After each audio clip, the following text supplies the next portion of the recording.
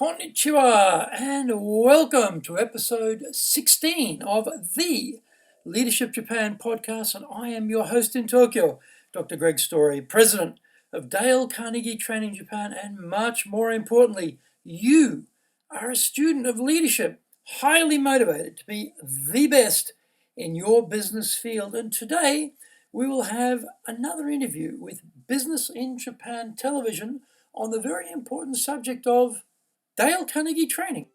Dale Carnegie Training is now into its second century as the world's leading training company. Founded more than 100 years ago on Dale Carnegie's simple yet effective personal development skills, the company now offers programs in 35 languages in 88 countries. Dr. Greg Story is president of Dale Carnegie Training Japan, and he joins us to talk about his organization. Dr. Story, thanks again for coming in. My pleasure, Mike. Now, as somebody who's been through one of your training courses, I understand the value of the programs that you offer. But for those not familiar, can you give us an idea what you do? Yeah, Mike, we focus on 6 key areas. We try and pick areas where we have a differentiable advantage through our 100-plus years of best practice experience. And those areas are team member engagement, which usually involves where there's been a merger or an acquisition, trying to get the teams behind a new direction, or headquarters has come up with a new policy or want a new culture or a new direction, and to get people aligned behind that. The second area is leadership. Now, this could be leadership at all levels. It could be from someone very junior who doesn't have sort of leader written on their coat necessarily, but they step up and take accountability, responsibility, have suggestions, put ideas on the table, ask questions, proactive involvement with the operation, to people who are stepping up into leadership roles, or even very senior people who need to be challenged about their thinking about leadership and take them to the next high level.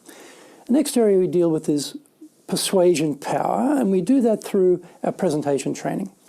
And this can involve one-on-one like this. It could be a vast audience. It could be anything in between that. Another area we work on is process improvement, which is really around 2 areas. How do I become more efficient, but also how do I become more effective? Because efficiency doesn't always equal effectiveness. So we're looking for both effectiveness and efficiency. Then we have our sales area where we have B2B, which is selling to corporations, classic sales training. We look, though, at taking the sales process and we include the Dale Carnegie human relations principles with that. Then we have, which is more of a retail area, customer service, B2C, where we're teaching about how to create that first impression, how to build not a transactional relationship with customers, but a loyal, long-term relationship. Greg, what are the key outcomes you hope your clients will get out of your training programs? Well, we really aim for behavior change and permanent learning.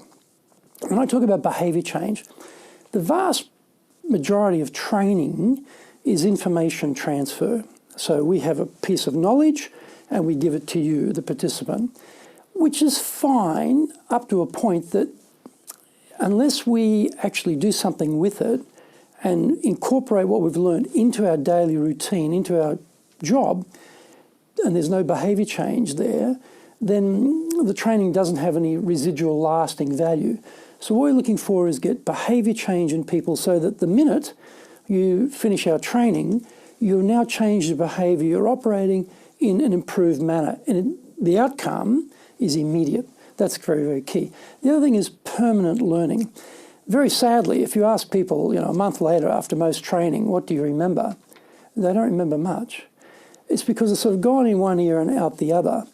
What we look for here is permanent learning. We do that through particularly using self-discovery. And adult learning, just giving people information takes you to a certain level.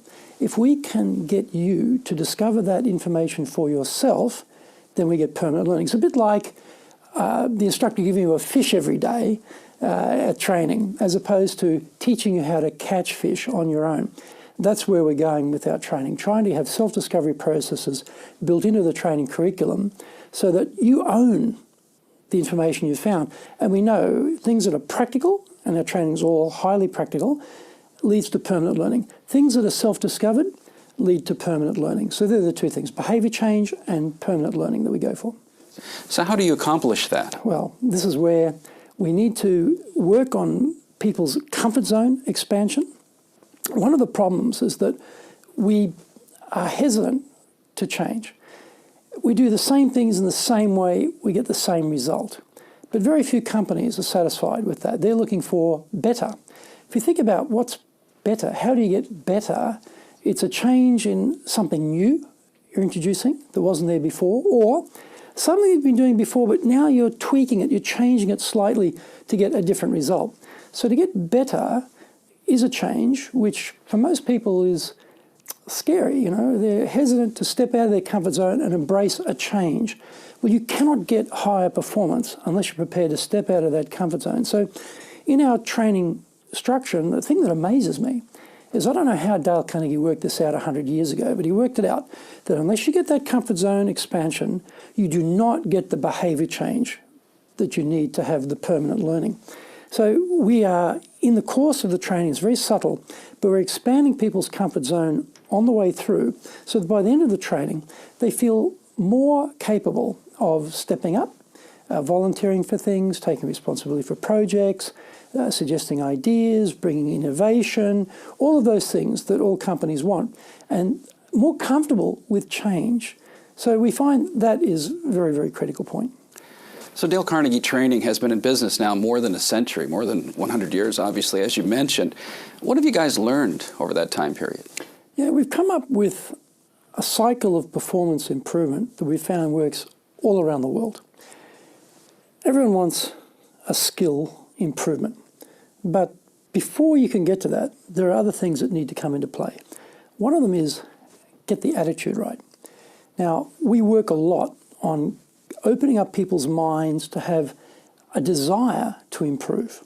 Not everybody who's sent to training is happy to be there, particularly in this country, in Japan. So we have to work a lot on the attitude and give people a structure. They can say, yes, I see that I'm good in these areas, but actually I need to be stronger in these areas, to have that idea of that openness to absorb the learning. Then, of course, we bring knowledge. But as I said before, it's not bringing you a fish every day type of knowledge. It's teaching you how to catch fish.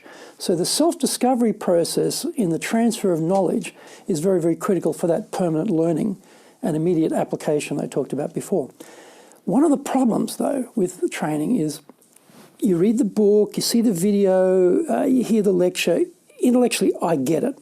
Yeah, I know. I've got it. That's great. Trouble is, it doesn't become I do it. It gets stuck in your mind, in your head, and doesn't get into your body to become your habit. And so we call this the knowledge trap. Yes, I know what I should do, but I don't do it. There's no application. So we work a really strong amount of the time on going from that knowledge into application through practice. We have special adult learning techniques for that. Once we get that practice going, and it's very experiential, our training, very interactive, our training, then it becomes your new default skill. And then you go on the cycle again to the next level.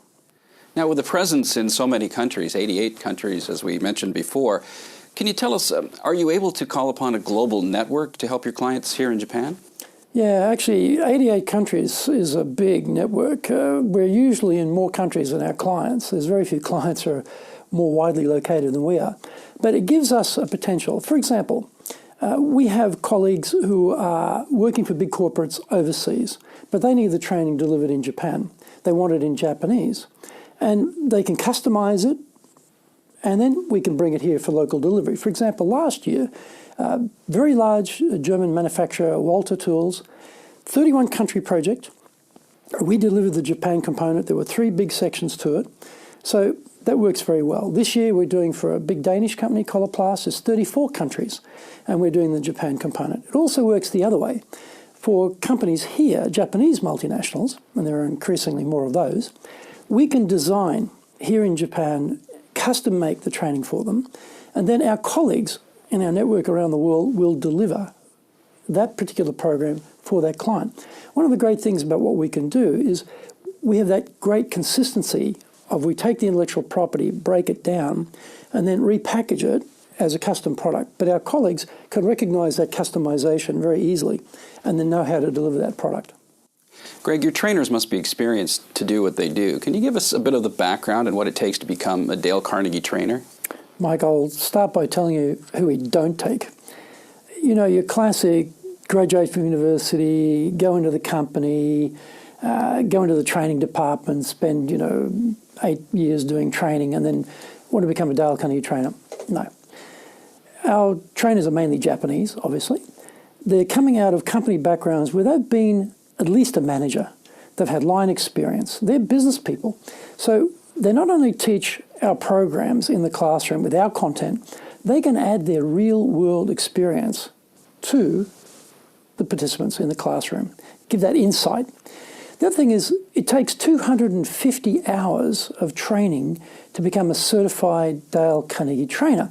We're ISO 9001 certified. We're the only global training company that's ISO certified. It's a very rigorous process. We have master trainers come in mainly from America and put everyone through their paces. And you have to recertify every year. We see the training delivery as a critical part of our value that we bring to clients. So we have to keep that very high level. And these trainers in the Dale Carnegie group are the elite trainers in the world. This is very hard to become a Dale Carnegie trainer, very hard to stay a Dale Carnegie trainer, but the outcome is very high performance. Do you deliver the same type of training programs here in Japan that you do in the West for Japanese students who might be unfamiliar with Western learning methods? I think the biggest surprise for Japanese participants is it's so much fun because the Japanese methodology for training is lecture. It's boring. It's senseis bleating on for hours. And when Japanese get told they're going to training, inwardly they just groan because they know this is going to be dull, it's going to be painful. That's what I said before about we need to work a lot on attitude. So when they turn up to our training, we're able to show them, you have got strengths, you've got areas you can work on, we can help you. And once they get into the training, they realize, wow, this is very interactive. I've never had that type of training before. Oh, I'm learning things myself. I'm finding things I didn't know. I'm getting insight. I'm learning from others in the classroom. So they find it a lot of fun. And the time goes very quickly because normally they think, oh, my God, a whole day, time's going to drag on, the afternoon's going to kill me. We don't have that problem. So we find, from the Japanese point of view, this sort of training is probably a blessed relief for a lot of Japanese. Greg, thanks for coming in again. Great pleasure, Mike. Thank you. Thank you for joining the Leadership Japan podcast.